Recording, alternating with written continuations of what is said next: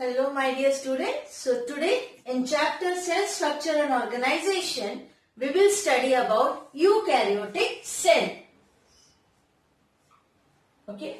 Now cells which have nuclear membrane and other membrane bound organelles in the cytoplasm. So such cells are called eukaryotic cells. Fine. Now components of eukaryotic cells. First one, cell wall. It is a non-living rigid structure outer to the cell membrane in plant cell. Here, few characteristic features of cell wall. Algal cell wall is made up of cellulose, galactans, mannans, and minerals like calcium carbonate and silicate, etc. Okay. So algal cell wall is made up of these things. Now other plants have a cell wall of cellulose, hemicellulose, pectins and proteins. It is absent in animal cell. Cell wall provide, now the function. Cell wall provides rigidity, support and shape to the cell. It protects the protoplasm against mechanical injury. And one more, it also helps in the transport of material. Fine. So these are the general characteristics of the cell wall. Now, main thing, now in plant cells, cell wall shows middle lamella, primary wall and secondary wall. Fine. Now one by one, middle lamella. It is a layer which connects the cell wall of two adjoining plant cells together. It is the first formed layer which is deposited at the time of cytokinesis. Fine. Now it is made up of, this middle lamella is made up of calcium and magnesium pectate.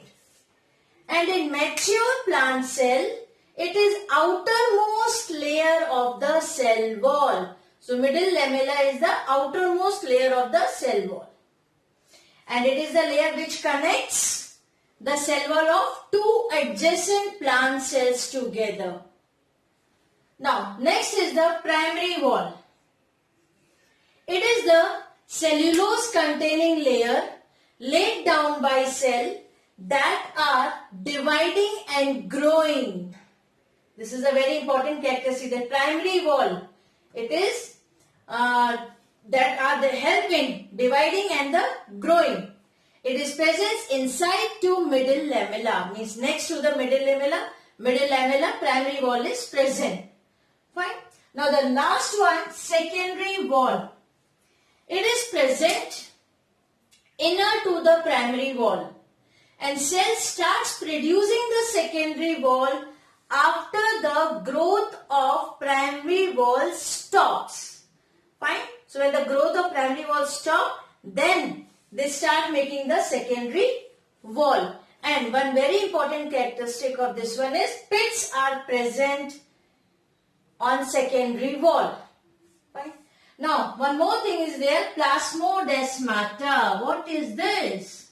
So, plasmodesmatas are living cytoplasmic connections between neighboring plant cells which run through very fine pores present in the cell wall. So plasmodesmata is nothing but the cytoplasmic connection between the neighboring plant cells. Fine.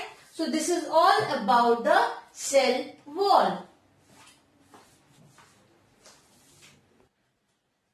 Now after cell wall, cell membrane, or it is also called as plasma membrane. I have drawn the structure here, that is fluid mosaic model of plasma membrane, that I will explain. Okay. Now first of all, cell membrane. Cell is surrounded by a plasma membrane which function as a semi-permeable or selectively permeable membrane.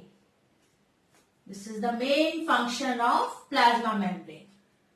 In plant cell, it is enclosed by cell wall. Now, to explain the structure of plasma membrane, there is one model, fluid mosaic model, which is proposed by Singer and Nicholson in 1972. Fine. Now, first of all, I will read out the labelings. You can see here, this is a phospholipid bilayer. This is the peripheral protein. This one is the integral protein, or we can call as a tunnel protein also. Here the tail, that is hydrophobic, head hydrophilic. These are the lipid molecules, and this one is a glycoprotein. Fine. Now, according to model proposed by Singer and Nicholson, in functionally distinct membrane, different protein subunits are present in highly viscous fluid matrix of phospholipid layer. So, proteins are present in phospholipid layer. Now, each phospholipid molecule in the lipid bilayer consists of two parts, head and two tails. Here you can see this circle one. This is a head and these two tail you can see. Now, head is a hydrophilic and tail is a hydrophobic in nature. Then, lipid bilayer is about 45 angstrom thick with tail oriented inwards and at right angle to the surface of membrane. So, this lipid bilayer is 45 angstrom thickness and tail is oriented inward. You can see inside. Okay. External surface of lipid layer has hydrophilic head. So, this one is the external surface and this is having hydrophilic head and tail is inward. Now, proteins of cell membrane are globular. Here, based on their organization, proteins are of two types, extrinsic protein and intrinsic protein. Now, extrinsic protein or the peripheral protein, here you can see this one is a peripheral protein, this one is a peripheral protein. Okay, so these peripheral proteins are loosely held to the phospholipid layer and can easily be removed. So, they are loosely attached or loosely held in the lipid layer. Now, intrinsic proteins, they are tightly bound to the phospholipid bilayer and are embedded in it. Here you can see this one is the intrinsic one. So, which is totally embedded in the bilipid layer. So, that is intrinsic protein. Now, some proteins run across the entire thickness and are visible on one side or both the sides, both the surfaces, and these are called tunnel protein. This one, integral protein, this is a type of tunnel protein. From both the side you can see the ends, surfaces on both the surfaces. Okay, and they run across the thickness of the plasma membrane. This is all about the structure of fluid mosaic model. Okay, now come to the function. Plasma membrane gives shape to the cell and protect the cell from injury. It regulates cellular semi-permeability, reabsorption, excretion and secretion. Right? These all are performed or regulated by the plasma membrane.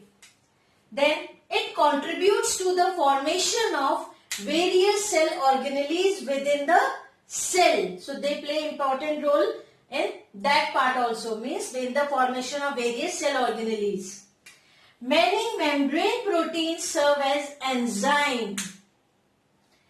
It also means the plasma membrane separates protoplasm from the external environment to maintain the individuality of the cell.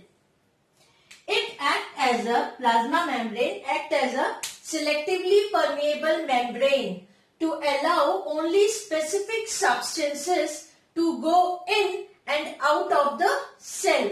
So this one, selectively permeable membrane that act as. It helps in intake of molecules by active or passive absorption, this plasma membrane. Plasma membrane also serve as a receptor for various chemicals, stimuli such as amino acid, hormones and sugars. So this plasma membrane also acts as a receptor.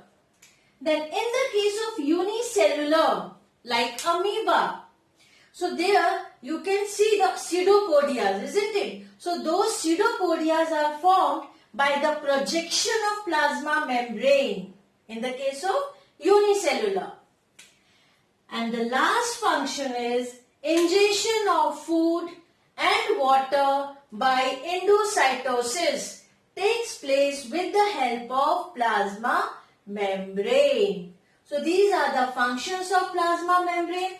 This is all about the structure of fluid mosaic model. This is very important.